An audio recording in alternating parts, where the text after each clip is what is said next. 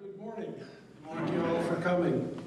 A little bit about myself. I'm about a 35-year resident of Lorain County. I'm a retiree, had a master's degree, worked in manufacturing, and I'm a history buff. And I do a lot of reading and a lot of things. I teach the homeschool kids. I teach American history to homeschool kids. Oh. I make various presentations in the area. And now I'm going to very briefly go back into sort of an announcement thing here. Heard a statistic that just kind of blew my mind, heard it on both Rush and Hannity, but since the year 2000, American-born workers have seen a decrease of 150,000 jobs in this country. Immigrants, legal and illegal, have seen an increase of 5,700,000 jobs in the same time period. I don't know, I hope that sinks in. I mean, something is really wrong here. And we're experiencing more of it down on the southern border with the invasion.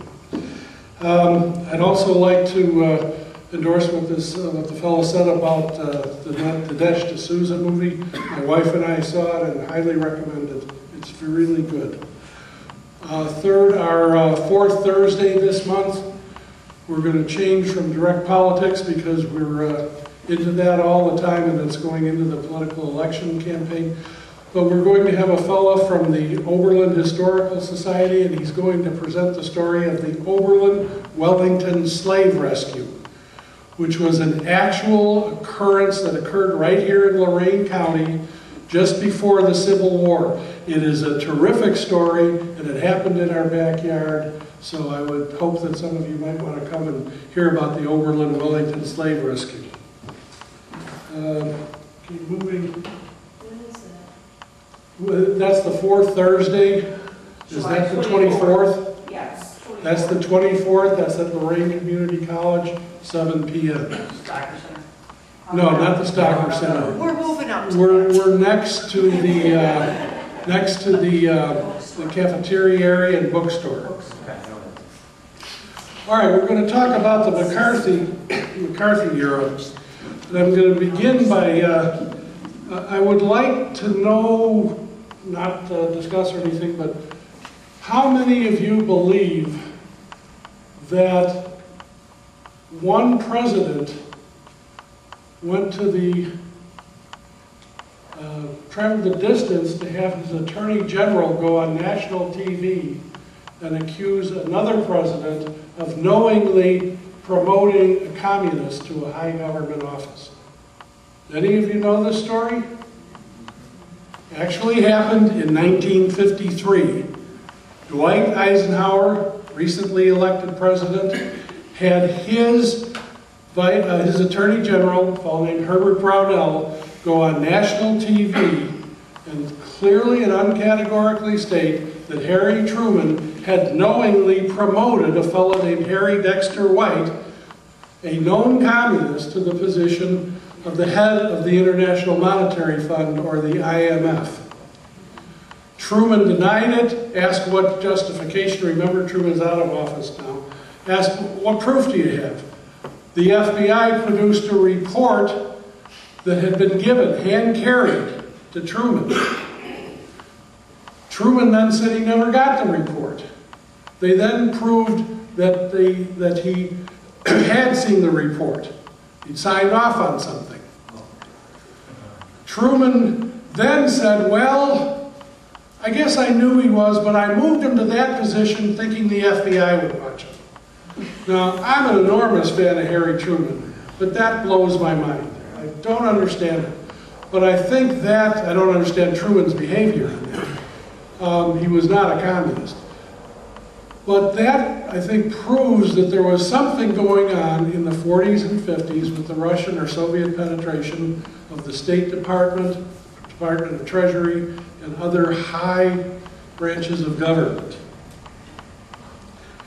It's been reported by different people that there were 300 to 350 communist and communist agents in the government.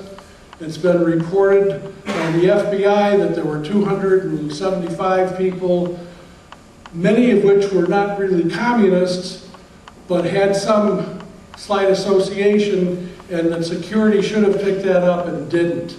And then, of course, we have the famous McCarthy remark about the 57 communists in the State Department.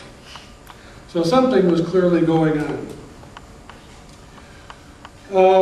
When what came to be known as the McCarthy era started, the Democrats were in deep political trouble. The Rosenbergs had been tried and executed for treason, passing atomic bomb secrets to the Russians. A fellow named Alger Hiss had been tried for perjury and convicted of perjury. Rosenberg, Julius, was a nuclear scientist. Hiss was a high-ranking member of the State Department. They needed some way to get the focus off of them and on to something else. Gee, have we ever seen that from the Democrats before? Along comes McCarthy, and with the help of the media, they very successfully made McCarthy the villain, and they took the focus off of their poor security and their lack of regard for the security in keeping the communists out of the government. So I think it was probably one of the most, or the most successful spin operations in the history of the country. The Democrats would like us to believe that the McCarthy era was one continuous era. All the events that occurred during what's called the McCarthy era, and I'm going to go over these one at a time, were separate events. None of the others had to do with McCarthy. McCarthy was McCarthy hearings. But the first was the Rosenberg trials. That was a situation where normal and routine security uncovered a spy ring. The second was the House on Un-American Activities Committee, which was a member of which was a committee in the House of Representatives. It was the group that brought Alger Hiss, this high-ranking member of the State Department, to the forefront, and wound up, because of the statute of limitations, they couldn't prosecute him for treason, but they convicted him of perjury. Then we have the Army McCarthy hearings. Again, 3 separate occurrences, not connected and not related. The fourth very interesting part of it occurred 40 years later. It's called the Venona Project, and I'll cover that too. Venona was a spying operation that was done by our military and J. Edgar Hoover, and they broke the Russian or Soviet diplomatic codes and were able to read the correspondence and communiques going back and forth between Moscow and Washington starting in 1943, and they kept doing it until technology evolved and they did other things. A very interesting part of that was they kept it, they initially mentioned it to FDR, who was neither plus nor minus by it. FDR apparently told a fellow named Lackland Curry, who had the title Special Assistant to the President. Lackland Curry did everything he could to kill that project. He was unsuccessful because it was then kept secret from the rest of the administration by Hoover. And guess what they found in the documents? Were several of them indicating that Lackland Curry was a communist agent. The Rosenbergs, Julius and his wife Ethel, were the first people that were tried along with several others. What Julius did, who was a part of the Manhattan Project, although he worked on ordnance and missile systems. But he did pass along to the Soviets plans, diagrams, and schematics of what's called Fat Man. Fat Man was the bomb that we dropped on Nagasaki. So they got their plans and drawings and all through this connection with Julius Rosenberg.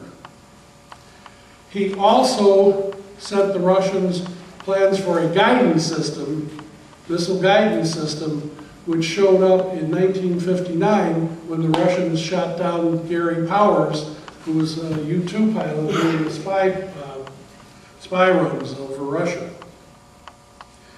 His wife was somewhat of a lesser member. She was an avid communist, but she typed all the notes and assisted in the party, the formation of their cell, all their activities. There were 4 other men who were sentenced with them. Now the Rosenbergs were sent to death. They were actually executed for this. There was a fellow named David Greenglass, who was, of all things, Ethel Rosenberg's brother, making him Julius Rosenberg's brother-in-law. He, along with a fellow named Klaus Fuchs, who was a scientist, a nuclear scientist working on the Manhattan Project, and a fellow named Harry Gold, another fellow named Martin Sobel, who were basically agents and couriers, were all convicted. Greenglass gave up his sister and brother-in-law. They all received prison sentences of 15 to 20 years, and all served at least 13 or 14 years of those sentences. This was done in a federal court. It was not done by some special commission or presidential task force. They received their day in court, and they were tried and executed. I believe that Julius was executed because a number of people wanted to make an example, and finding out that this fat man had been passed along by him, they made a real example out of him and executed him. His wife, there's a lot of controversy about why she was executed, but she tended to take the fifth whenever asked any questions. When she deviated from that, she tended to criticize the country, the system, the legal system, the people who were trying her, and she totally alienated both the jury and the judge, and I think that she probably talked herself into that execution, because you see that 4 other people received much less severe sentences.